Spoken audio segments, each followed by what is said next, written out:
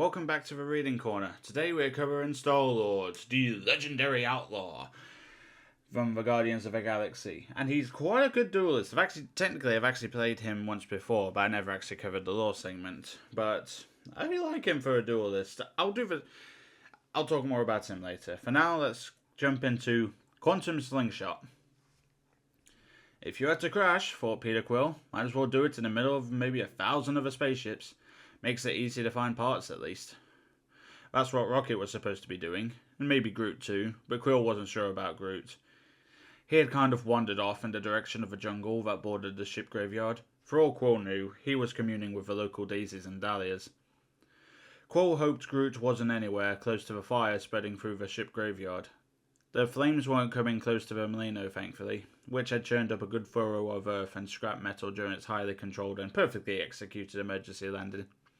So since she had pulled off her perfect landing after Rocket had screwed something up, Quill thought he should probably congratulate himself for making sure the Milano wasn't going to be burned by creating an excellent fire break behind it. Not that Rocket would ever give him credit, nor would Groot notice. Man, Quill said, it's not easy being a leader. He said this while sighting down the barrel of one element gun at an approaching symbiote. This was the downside of crashing into a spaceship graveyard on the planet Klyntar. Lots of symbiotes who showed up with new crash site with an appetite. He was picking them off as fast as he could, but even Star-Lord could only take them down so fast, and more of them showed up with each passing second. Quill was starting to resent Rocket for crashing the ship in the first place. On the other hand, what good did that do? Now Rocket was looking for parts, which was the right thing to do if he wanted to make up for his mistake. Accountability, Quill believed, was a big part of his successful teamwork. He picked off a trio of symbiotes crawling over the top of a huge amalgam of Skrull ship parts just to the north of Milano. He had seen some of the critters on Earth and elsewhere in the galaxy, but not like these. Apparently, if they bonded to humans, they became sort of human. But these, oh boy, they were bonded to all kinds of aliens that even Peter Quill who had been to more planets than he'd had hot meals, could recognise. And none of them seemed to like humans very much, to judge from how they kept trying to claw or chomp or shed him. An alert went off inside Milano around him. Quill dropped into the ship just in time to catch a symbiote coming up through the hatch. He popped it with both element guns, but not before it had gotten all the way in and wrapped a barbed tentacle around his leg. Swearing in every language he knew, he blew the tentacle apart and limped over to slam the hatch shut. His leg hurt like a Flurkin's kiss on the way back up to the top of Milano's hole, but pain had to wait. Quill was going to protect his ship to the end. A big explosion lit up the far end of the ship graveyard, over by a cluster of ancient buildings that rose up from the edge of the jungle.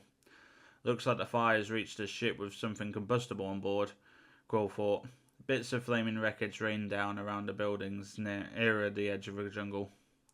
Most of the symbiotes abandoned their siege of the Milano and took off towards the fire, which suited Quill just fine. It was a whole lot easier to fix a spaceship when you didn't have a horde of monsters trying to eat you, or whatever they were trying to do. He shot at them a little more while they were running off, then tried to get a hold of Rocket on the comm. Interference responded, which could have been background radiation, or some weird emission from the massive celestial corpse floating around in near Klyntar orbit, or anything else really. Rocket was incommunicado, and Groot, well, Quill never knew how to get in touch with Groot. Guess I'll keep working until they come back, he thought as he watched the fire for a minute to see whether it was coming his way. When it wasn't, he went below to see what he could do about getting this bucket of bolts back in orbit. A couple of hours later, he was putting the finishing touches on his work when he heard noises from a nearby wreck. He scrambled up to the top of Milano's hole and pointed element guns in that general direction. But instead of more symbiotes, he saw a Rocket scrambling over the wrecked ships, with Groot right behind him. "Quill!" Rocket shouted. "Give us a hand!" Groot was carrying a huge armload of scrap tech just behind the raccoon. "What, you took some time to go scavenging?" Quill asked. "What is all this garbage?" "It's not garbage, you flocking dolt," Rocket said. "We fought like 100 million of these monsters to get it, and now this is going to get us out of here." "Oh, I got that figured out already," Quill said. "Everything's all tuned up in the engines, except for..." Rocket was already looking. except you didn't have any shielding over the plasma exchanges. Quill pointed out at the wrecks. Plenty of shielding out there, genius. And how are you going to get enough thrust to get us off planet if you diverted all the power to the hyperspace drive? Rocket put one hand over his eyes, dropping some of his various bits he collected. Quill was used to Rocket thinking it was dumb. It was part of their relationship now. But this time, he had an answer. He pointed up. What? Rocket demanded. Quill stabbed a finger towards the sky. Rocket looked. See that? Quill prompted him. The dead celestial, orbiting up there? Yeah, I see it, Rocket said. So what? I am Groot, Groot said. That's right, Quill said. A way out. Well, sort of. More like a coordinate switcheroo. See, the reason I routed all the power to our hyperspace drive is that we compared the Milano with the Celestial's remains into the quantum whatever. The body will get trapped down here, the Milano goes up, and then we hyperjump the Flark out of here, and we never have to come back to this hellhole ever again. I am Groot. We can prepare the regular thrusters whenever we get around to it. You're kidding, Rocket said. Quantum swap with the corpse of a Celestial? That won't work. You know how many conditions need to be? Not since we got that nega energy replicator from that doozy of a deal on Hala. Remember how Marvel and Rick Jones did it with the Nagabands? Take a look around. Quill spread his arms. Rocket, old pal, tell me what else we need that we can't find here. Rocket was looking at Quill's work again, this time with a more appraising eye. Uh-huh, he said. So you're saying you're going to build a temporary pocket of negative zone as a terminal to stabilize the quantum displacement? Quill, you've had a lot of scuzzy ideas in our time, but this one's actually... What is it that you folks say? Even a broken clock is correct once a day? Twice. But it ain't half bad. As compliments go, that's pretty weak. But coming from you, I'll take it. Plus, it has the added benefit of smashing the Celestial's corpse down on these symbiotes, who I have to say are not so good with hospitality. I am Groot. His massive companion dropped the junk in his arms and put a kind hand on his shoulder. No, Quill nodded at Groot, then shot Rocket a look. Now that was a real compliment. The only problem is, Rocket said, if you don't have some kind of force dampening matrix powered up when we swap, we'll all get back into orbit torn to pieces. But that's totally cool, because I just happen to have, which I mean Groot just happened to have dropped, a piece of equipment that will do the job. What? Incredulous, Quill looked from Rocket to Groot and back. How did I know? I didn't, Rocket growled. I totally got it for another reason, but it'll work here. I am Groot, Groot said. You had help from a friendly vine? Quill echoed. Sorry, Groot, but that is the most far-fetched thing I've heard since I got here. Nothing about this planet is friendly. I am Groot. Quill turned to Rocket. Seriously? I saw it, Rocket said. The native flora helped him. Groot's a diplomat, if you didn't know. Quill chose not to process that idea for this moment, when a horde of symbiotes might show up again at any moment while they were trying to use the orbiting remains of a Celestial as a quantum anchor to swap themselves into orbit. Okay, he said. Groot's a diplomat and you just happened to pick up one piece of equipment I didn't think of that's going to save all our lives while I was busy holding off 100,000 million symbiotes to get our ship ready for its possibly final voyage. Quill waited, hoping he sounded appropriately frustrated. But either Rocket had missed the sarcasm, or just didn't care, because all he said was, "Lucky, right? Yeah, let's get it hooked up." Quill sighed. For the second time that day, he was thinking about how hard it was to be a leader. With an aligned goal, the remaining hard work went rather smoothly. Quill rushed back into the Molino as Rocket gave the new system a final check. Time usually flies faster in the negative zone, but switching with our dance partner may take what feels like a while. Oh yeah, totally. And that second big button is here because, Quill's voice trailed off as his train of thought slowed, is to exit the negative zone from the other end, genius. One to get in, one to get out, like those negabands. Unless you want to stay there and watch the time stream collapse from that cosmic backwater. Rocket rolled his eyes, then slapped on the first button. Boom! Almost instantly, the Molino disappeared from the dark planet, leaving only a perfect shape of their landing pads and the side wings of the gooey surface.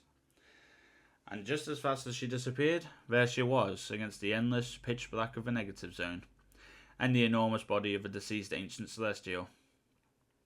Even with all they had seen across the galaxy, the crew felt they shouldn't be looking upon the vibrant corpse, awestruck by the lifeless form of a god in front of them, insignificant speck of a spaceship. I am Groot. Say, this headless hunk in the big dome of nowhere, aren't they perfect for each other? Rocket decided to light up the cockpit. Do we know if decapitation kills these things? Because the Milano says it's alive. A string of flashing readings on the interface lighted Quill like a ham in a microwave. And as if in response to him, the corpse made a single twitch. I am Groot! Groot was unsettled. No, it didn't. You're seeing things. Besides, I'm sure it's just a quantum swap having some residual effects. Probably because it's so big. Yeah, Rocket's feigned confidence waned. And I don't want to stick around long enough to find out, Peter pressed. Hit the second button, Rocket. Not yet. Have to recharge the engine. Just hit it. Something is happening over there. Quill tried and failed to ignite the regular thruster out of desperation. Quit it, Quill, or we'll be stuck in a negative zone. There's worse things here than whatever your imagination is thinking you saw. And right on cue, the giant body started to shake violently, a wriggling mass forming within the husk of a celestial. I am Groot! Groot pointed at the corpse, panic in his 3 words. Yes, I believe you now. Yeah, something's definitely moving in its chest. Those must be what the scanner picked up. On the giant's decayed chest plates, Groot and Rocket spotted a person-shaped symbiote, as well as a glowing cocoon of some sort. But it didn't stop Melina's every single alarm from screaming. That does it! Quill leaned over and smashed on the first button. Quill, you... Boom! The ship was already back where they had started before. The ship was already back where they started before Rocket could finish, fitting squarely into the impression they had left on the ground. You got any more bright ideas to waste our time? Rocket simmed down. I am Groot. Alright. The captain, you have to make unpopular decisions sometimes. And we're still alive, so you're very welcome. Quill stood up and looked around the cockpit. Whoever that symbiote was, they're not the same as the natives. And that golden egg thingy, if that's who I think it is, they shouldn't be there. But I think we've got some other friends around. Who cares? Come on, group, let's go find some more friendly vines. Maybe they can be a better captain of the ship. Rocket headed to the hatch door. You think so? Then go ahead. When we're back on nowhere, I'm telling everyone that I saved our lives, including those 2 up there. Quill yelled to the back of his crewmates, but they didn't stop. Whatever. Quill slapped the arm of his chair. Dude, being the leader is so hard, he thought. But when he looked up to the sky, the legendary Star-Lord smiled. The giant corpse of a Celestial remained in the sky, with a golden light shining from its chest, like a lighthouse in a raging back sea. So yeah, if I remember correctly, that little segment there, that should be Venom and Adam Warlock sitting on the corpse of a Celestial. So that ties into the 2 lore segments. As for gameplay-wise, 2 machine guns and the ability to dart around. I actually had a lot of fun playing Star-Lord.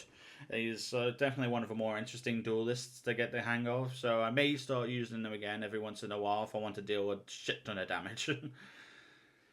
But yeah, hope you enjoyed this little segment. Be sure to subscribe and I'll see you in the next one.